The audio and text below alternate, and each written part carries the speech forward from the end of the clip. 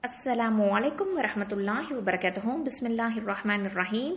Alhamdulillahi rabbil alamin. Wassalatu wassalamu ala ashrafil mursalin sayyidina Muhammad wa ala alihi wa sahbihi ajma'in. Amma ba'd. Alhamdulillah sisters, எல்லாரும் எப்படிமா இருக்கீங்க? நல்லா இருக்கீங்களா? நம்ம இன்னைக்கு என்ன பார்க்க போறோம் அப்படின்னு சொன்னா அத்தர்சு சாபியா அப்படின்னா என்ன, 7வது பாடம் அப்படின்னு அர்த்தம். இதை எதை பத்தி படிக்க போறோம் அப்படின்னு தெரிஞ்சுக்கலாம். அதாவது நம்ம அரபியில பொதுவா 16 கான்சனன்ஸ் இருக்கு. அதாவது 16 உயிர் எழுத்துக்கள் அப்படின்னு சொல்லலாம் இருக்கு. அது என்னென்ன அப்படின்னு நம்ம படிச்சிருக்கிறோம் அப்படின்னு சொன்னா ஹுரூஃபுகள் படிச்சிருக்கோம் இல்லையா? அதாவது என்னது, ஃபத்ஹா, கஸ்ரா, தம்மா படிச்சிருக்கோம். அடுத்தது ஃபத்ஹத்தைன், கஸ்ரத்தைன், தம்மத்தைன் படிச்சிருக்கிறோம். ஸோ இந்த 6மே இப்போ படிச்சாச்சு. மீதி இருக்கக்கூடியதை இன்ஷால்லா நம்ம கொஞ்சம் கொஞ்சமா படிக்க போறோம். இன்னைக்கு ஒரு 3 கான்சனன்ஸை பத்தி படிக்க போறோம். ஓகேவா? அதாவது ஹுரூஃபுகளை பத்தி படிக்க போறோம் இன்ஷா அல்லாஹ். அது என்ன அப்படின்னு சொன்னா அல் அலிஃபு ஸகீரா வல் யாவு ஸகீரா வல் வாவு ஸகீரா அப்படிங்கறத பத்தி தான் நம்ம படிக்க போறோம். இந்த 3 தான் அடுத்த கான்சனன்ஸ். ஓகேவா? ஸோ அல்ஹம்துலில்லாஹ், இது என்னென்ன லெசன்குள்ளார போலாம். அதுக்கப்புறம் இதுக்கு உண்டான ரூல்ஸை பத்தி நம்ம தெரிஞ்சுக்கலாம் இன்ஷா அல்லாஹ்.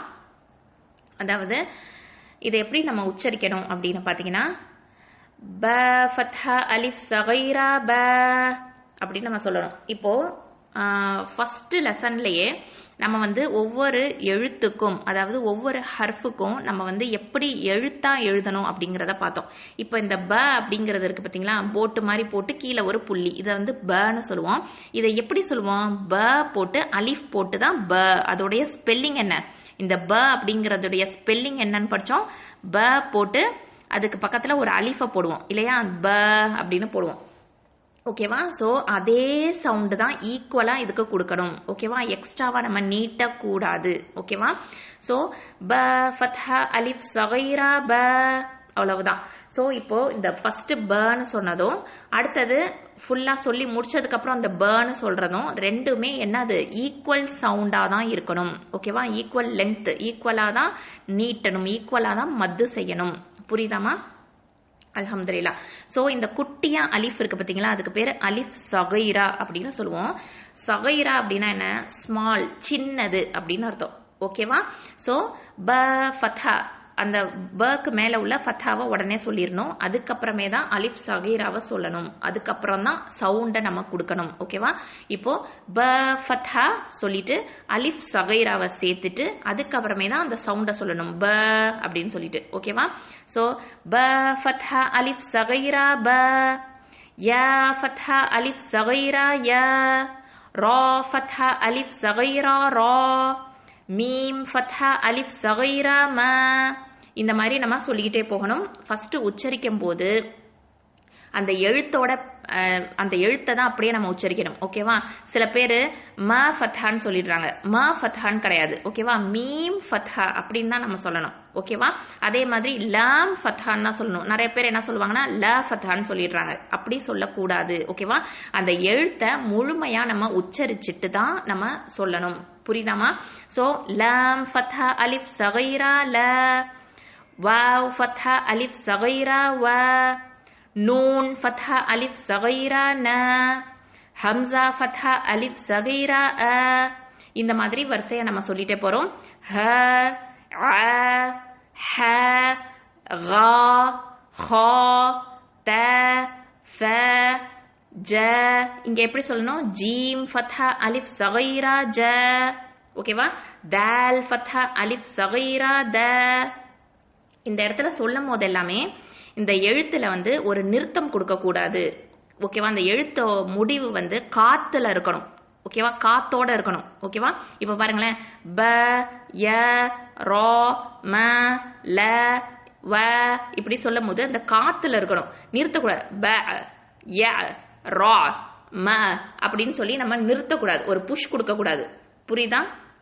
சோ அந்த எழுத்து எப்படி இருக்கணும்? காத்தோட இருக்கணும். புரியுதாமா? த, த, ஸ, ஸ, ஷ, ஸ, தோ, தோ, ஸோ அப்படியே சொல்லிட்டு நிறைய பேர் என்ன பண்ணிடுவாங்க, ஃபா அப்படின்னு சொல்லிடுவாங்க. ஓகேவா? இது எல்லாமே என்னது? ஹெவி லெட்டர்ஸ், இஸ்திஆலா ஹெவி லெட்டர்ஸ். அதாவது தஃஹீம் எழுத்துக்கள் இல்லையா. ஸோ அதை தொடர்ந்து சொல்லும் போது ஃபான்னு சொல்லக்கூடாது. அது என்னது ஃப. ஓகேவா. ஃப ஃப ஃபத்ஹா அலிஃப் ஸகீரா ஃப. நிறைய பேர் ஃபேன்னு சொல்லிடுறாங்க. ஃபேவும் கிடையாது, ஃபாவும் கிடையாது. புரியுதா. ஸோ எப்படி சொல்லணும் ஃப ஃப. புரியுதாமா. ஸோ இந்த மாதிரி தான் உச்சரிக்கணும். அப்புறம் கா க அப்படின்னு சொல்லிடுவோம். அப்புறம் லாஸ்ட் லைனை பாருங்க. இங்க என்ன வந்திருக்குன்னு பாருங்களேன். ஹம்சா கெஸ்ரா யா சகீரா ஈ.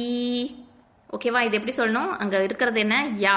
ஓகேவா. பக்கத்துல குட்டியா போட்டிருக்கிறது யா ஃபாரசியா அப்படின்னு சொல்லுவாங்க அரபிக்ல. ஓகேவா. யா ஃபாரசியா அப்படின்னு சொல்லுவோம். ஸோ இது எப்படி சொல்லணும்.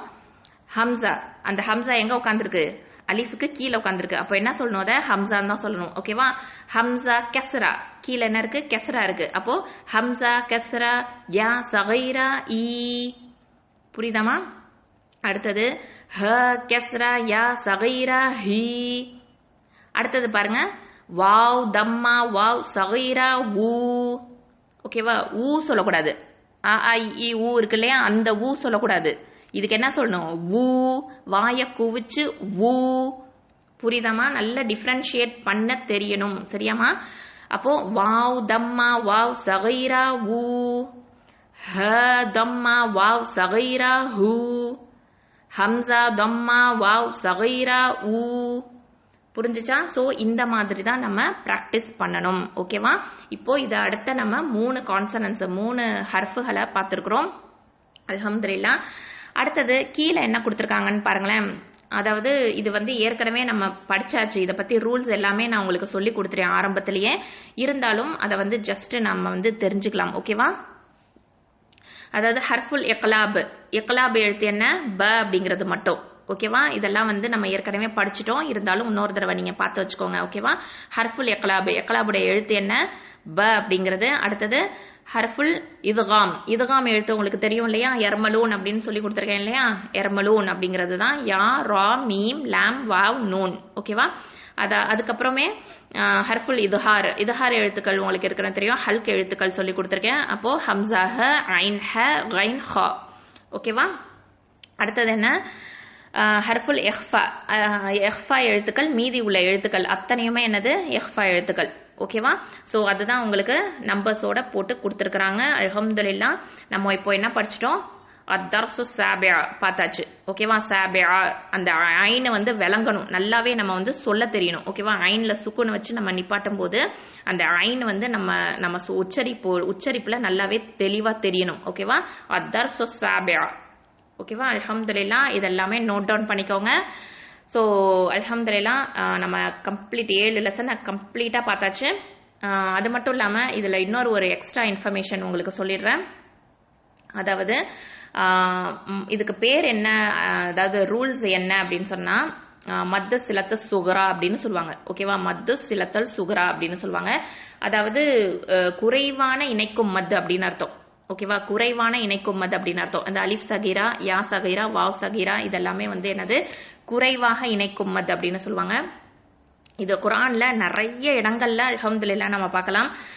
இன்னஹு அப்படிங்கிற வர இடத்துல வாவ் சகீரா இருக்கும். அதே மாதிரி நிறைய இடங்கள்ல யா சகீரா இருக்கும். ரப்பிஹி அப்படிங்கிற இடத்துல ஹீக்கு பக்கத்துல யா வந்து யா சகீரா இருக்கும். இந்த மாதிரி எல்லாமே வந்து உஸ்மானி ஸ்கிரிப்ட்ல இப்படிதான் போட்டிருக்கோம். இதே ஃபார்மேட்ல தான் எழுதியிருக்கோம். ஓகேவா. இதே மஜீதி ஃபார்மேட்ல பாத்தீங்கன்னா மஜீதி ஸ்கிரிப்ட் இருக்கு பாத்தீங்களா. இப்போ இந்தியா அப்புறம் பாகிஸ்தான் இந்த மாதிரி ஸ்ரீலங்கா இந்த மாதிரி இந்த நாடுகள் ஏஷியன் கண்ட்ரீஸ்ல உள்ள கிதாபில் அதாவது குர்ஆன்ல எப்படி இருக்கும் அப்படின்னு பாத்தீங்கன்னா உல்டா தம்மா போட்டிருக்கோம். ஓகேவா. உல்டா தம்மா போட்டிருக்கோம் அப்படின்னு சொன்னா அதுதான் வந்து என்னது ஊ இன்னஹு அப்படிங்கிறதுக்கு உல்டா தம்மா போட்டிருக்கோம். அதே மாதிரி ரப்பிஹி அப்படிங்கிறதுக்கு இந்த ஹீல கீழே வந்து ஒரு கீழே வந்து ஒரு குட்டி சகிரா மாதிரி அலிஃப் சகிரா மாதிரி குட்டியா கீழே போட்டிருக்கோம். ஓகேவா. ஸோ இந்த மாதிரி எல்லாமே வந்து கொஞ்சம் டிஃப்ரெண்டா இருக்கும். குரானுக்கு குரான் மாறுபடும். அதாவது உஸ்மானி ஸ்கிரிப்டை தான் நம்ம ஃபாலோ பண்ணிட்டு இருக்கோம். ஸோ எல்லாருமே என்ன பண்ணுங்க, உங்கள்கிட்ட குரான் வந்து வீட்டில் உஸ்மானி ஸ்கிரிப்டில் இல்லை அப்படின்னு சொன்னால் கூட என்ன பண்ணணும் அப்படின்னு சொன்னால் ப்ராக்டிஸ் பண்ணுறதுக்கு ஓதுறது எப்பொழுதுமே குரான் ஓதும்போது உஸ்மானி ஸ்கிரிப்டில் ஓதுங்க. அப்படி ப்ராக்டிஸ் பண்ணுறதுக்கு மொபைலில் ஆப் டவுன்லோட் பண்ணிக்கோங்க. ஓகேவா? இன்ஷால்லா உஸ்மானி ஸ்கிரிப்டை வந்து நீங்கள் வச்சுக்கிட்டீங்க அப்படின்னு சொன்னால் ரொம்ப ரொம்ப யூஸ்ஃபுல்லாக இருக்கும். சரியா? இன்ஷால்லா. அஸ்ஸலாமு அலைக்கும் வரஹ்மத்துல்லாஹி வபரகாத்துஹு. பாரக்கல்லாஹு ஃபீக்கும்.